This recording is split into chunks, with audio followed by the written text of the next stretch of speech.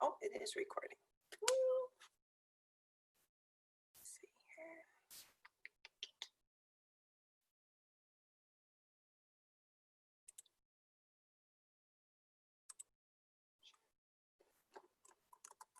Welcome.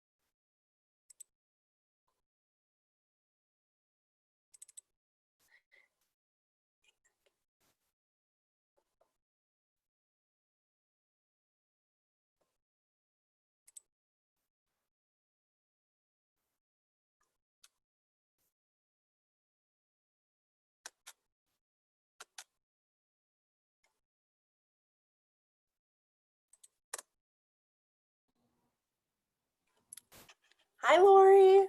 Hi, how are you? Good. How are you doing? Good, thanks. I guess I can take this off right now. Are you like me? Do you cover up each of your cameras? I think so. So this is a brand new computer. So I'm trying to figure this out.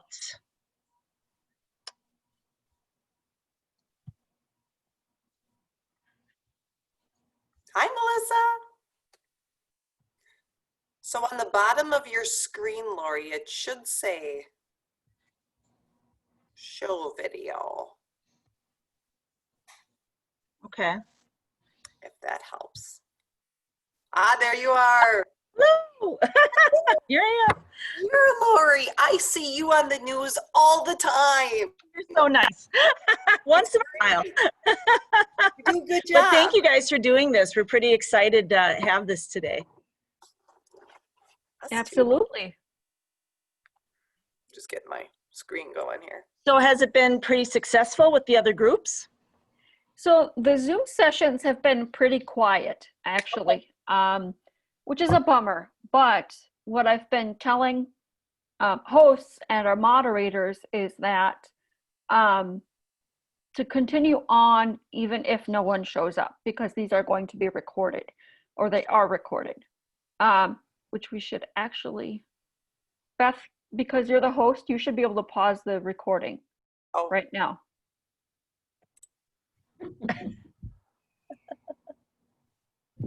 So we're just kind of having a nice open discussion about volunteering, how you can get involved with the wildlife sanctuary, and kind of what that looks like. So Lori, we'll have you kind of kick it off if that's okay. Can you tell us a little bit about the wildlife sanctuary? And Yeah, absolutely. Well, thank you, Volunteer Center, for having me today, and Piper.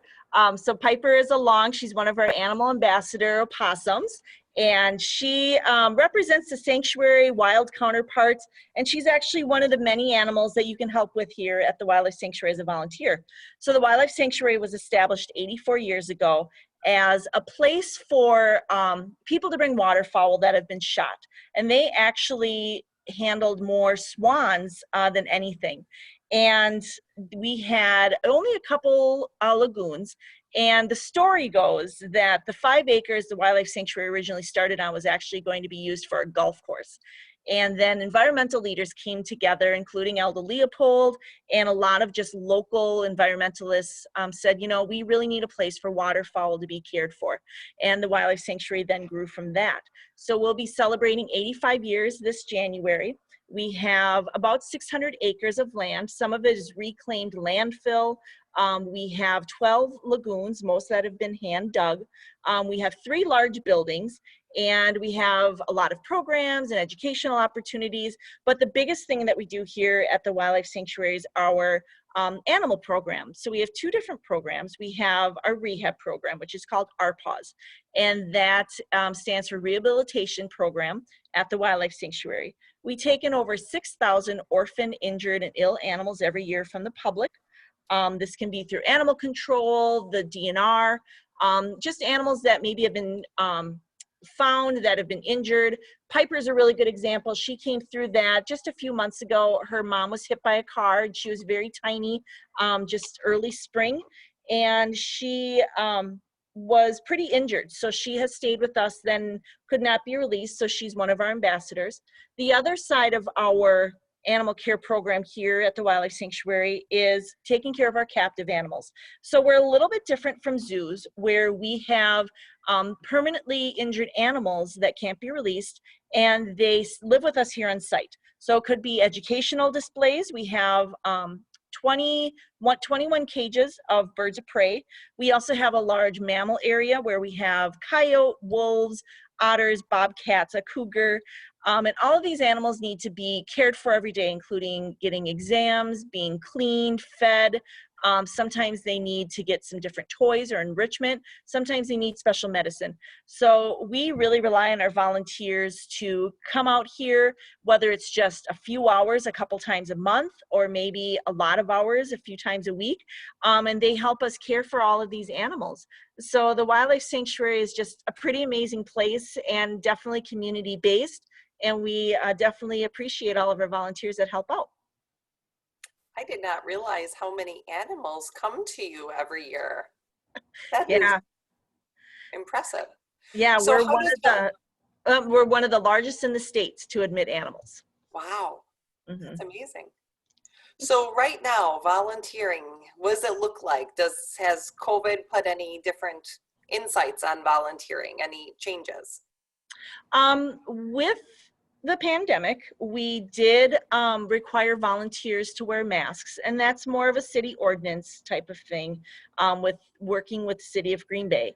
But that's really the only change. We still have almost everything accessible. We do have one building that's closed, but it's full of animals, so we still have volunteers going out there.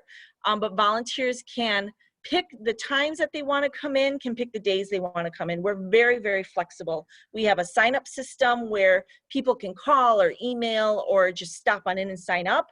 They can come in for 3 to 4 hours, like I said, a couple times a month, or for their schedule, and they can get right hands-on with these animals. If they are a bird of prey enthusiast, we can teach you how to put birds of prey up on the glove. If you want to help in our rehab program, we have a lot of great opportunities. If you're more into the smaller mammals, or you want to work with a wolf pack, we have all of those opportunities as well. So it's really, we're a little bit more conscious about where our volunteers are just interacting with public. We're leaving that more for the staff. But our volunteers definitely are still working just as hard as they did 6 months ago. Excellent. So if somebody wants to make that connection, do they reach out to you Easiest, or the website? yeah, easiest way would be to just reach out directly to me. But you can also send us a message through Facebook. You can send us a message through a general email, but you can always find me in animal care running around, and we can get you set up. It's a very simple process to become a volunteer with us. So we have a form on our website at babytwilife.com that you fill out, and you can drop it off. You can mail it in, you can email it over, and we set up a date to just meet with you. We sit down for about a half hour, 45 minutes, and find out where your interests lie, what your schedule looks like, maybe things that you're excited to try, maybe things that you don't want to put your hands on, or if you want to avoid.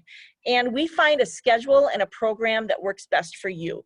Maybe you like public speaking and you want to help do programs. Maybe you want to be outside and do some invasive species work. Maybe it's been your dream to put a red-tailed hawk up on your arm and show it off to the public. So we have a lot of those opportunities. And you know, sometimes it's just taking a small possum and keeping her occupied for 20 minutes because she's a little rambunctious one. But we work out something that works best for you, but also helps out the wildlife sanctuary. That's great. Are there any age restrictions? That's a really good question. Because of the nature of our job and things that we work with, some of the different animals, some of the different tools, we do ask that volunteers are 12 to 15 years old with an adult, 16 and older on their own. Once we open up our critter counter area again, we may have some opportunities for families that have 10-year-old children or older. But right now that area is closed down. We don't have enough of width to social distance everybody. But definitely we're here to give experience to high school students and college students, people that just want to do something else or give back to the environment. So we definitely love having all people help come out and join us, all different ages. Awesome. Janet, do you have any questions? No, I don't. Thank you. Well, Lori, so how did you start your journey with the wildlife sanctuary? I was taught at a very young age by my parents that one of the most important things you can do for your community is to volunteer. So I've been a volunteer with my family for pretty much my entire life. And it's the same thing how I ended up here. I was a student at UW-Madison, and I'm actually from the area, and I was home getting, funny enough, getting my teeth cleaned. And my hygienist goes, we were talking just about animals, and she goes, have you ever checked out the wildlife sanctuary for volunteering? So one of the things that we have here also is called the RPAWS program. And in the spring, people can come through a special training to raise little orphaned animals that find their way to our door. We go through a full training process with them. People can come here on site or take animals home, raise them, release them back into the wild. And that's the volunteer program that actually I started with. I would come out here, pick up rabbits every few weeks, raise them in my home at our farm, and release them back to the wild while I was home for the summer. Luckily enough, right after I graduated from Madison, I was able to get an internship here in the rehab program where I worked with just a lot of amazing people, a lot of amazing volunteers. And I worked there for about 5 months. And on the last day of my internship, they had an opening for a part-time keeper, which I applied for. So I worked as a part-time keeper for 7 years. And in that time, I was volunteering in the community, getting different skills. And then 15 years ago, I became full-time, and then have since moved from a senior keeper to the curator of animals, which I am today. I've been curator for about 9 months, but I know that my start was due to volunteering. I know that volunteering was the piece that made a difference here. And I really, tell people that if you have an interest in animals, or if you're looking at this as a career, or you just want to do a little bit more, the Wildlife Sanctuary is just an amazing place to start. And now that we have 3 full-time people now in animal care, all 3 of us started out as volunteers here at the Wildlife Sanctuary. So it really can lead to some amazing experiences. It also can lead to some amazing career paths too. That's amazing. Yeah. So tell me, what was one of your most memorable experiences then? Do you have one you can share with us? Yeah.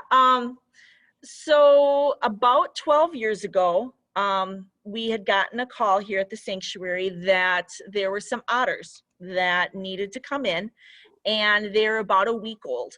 And when they came, they fit in the palm of our hand. We had a couple of otters. And because they needed to be fed every 2 to 3 hours, and I was the senior keeper at the time, it was, well, Lori, you can just take them home. So we have had these 2 little otters that we had to feed every few hours. My husband was getting up in the middle of the night helping me out with this. I'd bring them to work. The staff would help. They ended up learning how to swim in our bathtub. They played in our rehab room, and unfortunately they did become ill. So they could not be released back to the wild. But even today, they live out here in our captive area at the Woodland Building, so I see them every day. They still recognize my husband. So otters hold a very special place in our hearts. And since then, we've raised another 15 otters in our home. All of those have been released back into the wild. And it's just a really great experience when you can really bond with those critters, and you see you can see their whole progression and just how much they enrich other people's lives by teaching people coming out here and watching them swim and watching them play. It's a pretty amazing experience, but there's something about, opening up the door with breakfast and you have two little otters coming bouncing for you, and then they jump into the bathtub and they swim around. So that was a once in a lifetime, definitely. I would think so. How cool is that? Well, neat. Well, sounds great. Oh my goodness. So you could get definitely a plethora of experiences being a volunteer with you guys, huh? Yeah, and as a volunteer, you can really, like I said, tailor your experience. So we've had some people who, just have always wanted to work with birds of prey, and they'll come out here and they'll walk birds of prey once a week, get to know the birds. We've had different people come out and just said, I've always wanted to help take care of some baby animals. And they'll come out and they'll fulfill that dream of handling young squirrels and taking care of those. We have people that have wanted to get interaction with the cougar, interaction with their wolf pack. So you really can, take those dreams that you've had and those desires and animals that you've always wanted to work with. If you're into different songbirds or birding, we have experiences for that too. And we can help you have a great experience out here and do some fun stuff too. How interesting. And it sounds like very flexible, at least to, sign up. So it Yeah. doesn't matter which day of the week, I'm assuming, because there's always a need for volunteers there. Yes, there is always a need. We usually take about 3 to 5 volunteers every day.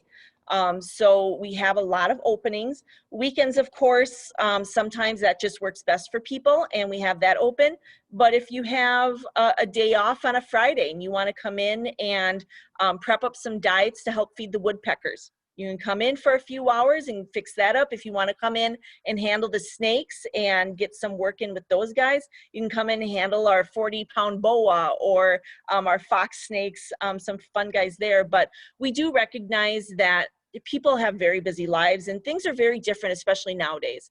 We want to make sure that if you want to have that dream and that goal of volunteering, we want to make it as possible, as much of a possibility for you as we can, and being flexible and really, if you can come in a day, awesome. If you can't, we'll figure it out too. So it's okay. And with people working together, there's some people that are like, hey, I can work this Saturday. Can you work this Saturday? And so people kind of do on and off teamwork with some of the weekend shifts too. So it works out really great.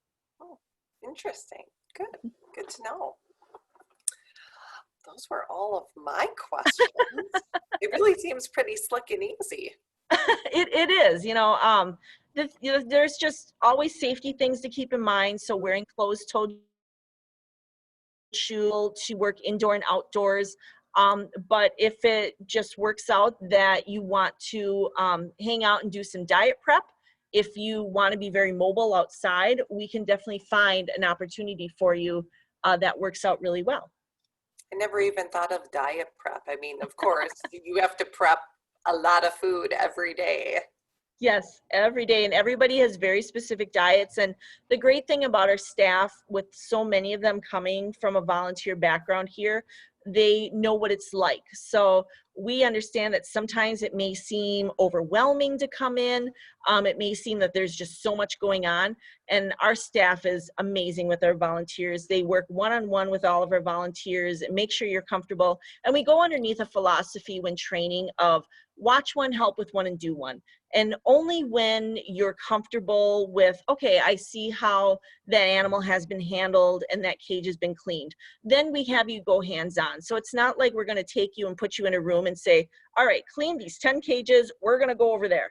It's not like that at all. We're very conscious of our volunteers, very appreciative, and we want to make sure that you're comfortable, you're safe, and that everybody working together is safe too. Because if you're like this little one, if she gets loose, we don't want her stuck somewhere, behind a cage, and we have to look for her. So we make sure that everybody really works together and knows the knowledge of the job before moving on and giving you an assignment that maybe you're not comfortable with. Mm-hmm. Makes perfect sense. Well, sounds good. Melissa, do you have any questions? Before Janet hopped on, we were talking a little bit about some of your events. Can you share a little bit about those? I'm sorry, about what? Your events? Oh, the events. Yes, thank you. Yeah, we have a lot of great events that go on that we also look for volunteers. And one of them is coming up on Saturday, so Walk for Wildlife. And that runs from 8 a.m. until 12:30 on Saturday, September 19th. And we have people that come out to our trails. They walk around in the trails, and along the way, you can run into stations that have animal ambassadors. So Piper will actually be out there on one of our short trails with her brother Donnie. So we call them brothers, but they're not true brothers or brother and sister. They go out a lot together in programs. So Donnie is our 1.5-year-old possum, so he's a little bit older. And people can learn about the animals, learn about the animal ambassadors, get really up close with them, and get some good pictures. And the whole time that we're together, we're raising money for orphan, injured, and ill wildlife in our RPAWS program. So we have a raffle that's going on. We have some really great shirts that people can purchase. And it's just about getting together, getting outside, and having that awareness of animals.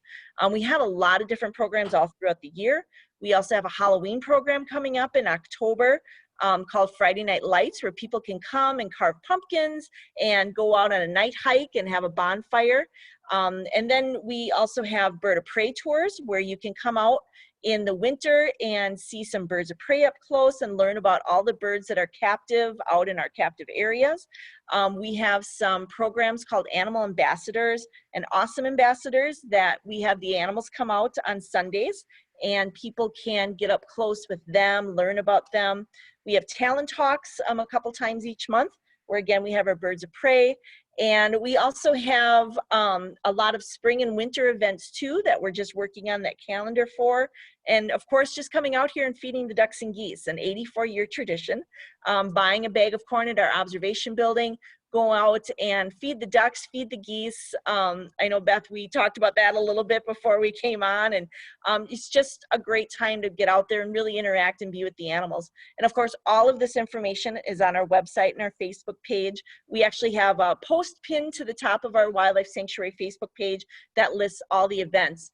And even if you want to, in the fall, go out and see the colors, Jody and Kim, our naturalists, are actually leading hikes on Wednesdays and different days during the week that you can go out, have a lunch hour, get away from the screens, and just really get outside. And they point out some of the wildlife out there, some of the birds, and it's beautiful out here in the fall. So I really recommend doing some of the fall hikes that we have out on our nature trails with Kim and Jody. It's pretty beautiful out there. So I never knew about the fall hikes. Yes. Yep. This month they're on Wednesdays, and then in October they're going to be a few days during the week. So you can just come on out here, and it's a free program. You just hit the trails, so it's a lot of fun. Good idea. Perfect. Sounds great. Well, thank you so much for joining us, Lori. So of course, Janet, thank you as well for bouncing on and learning a little bit more about all the amazing ways that the Wildlife Sanctuary supports the animals of our community who need a little extra TLC, if you will. Yes. Yeah, thanks for having me. Thank you, Janet, for being here. And thank you, Beth and Melissa, for having us on. You know, Wildlife Sanctuary, like I said, it's a great place to volunteer. And we hope that people that are interested, give us a call, send an email. We're happy to have a lot of people join our team. Sounds great. Awesome. Well, thank you, folks. We really appreciate it. Thank you. Take care.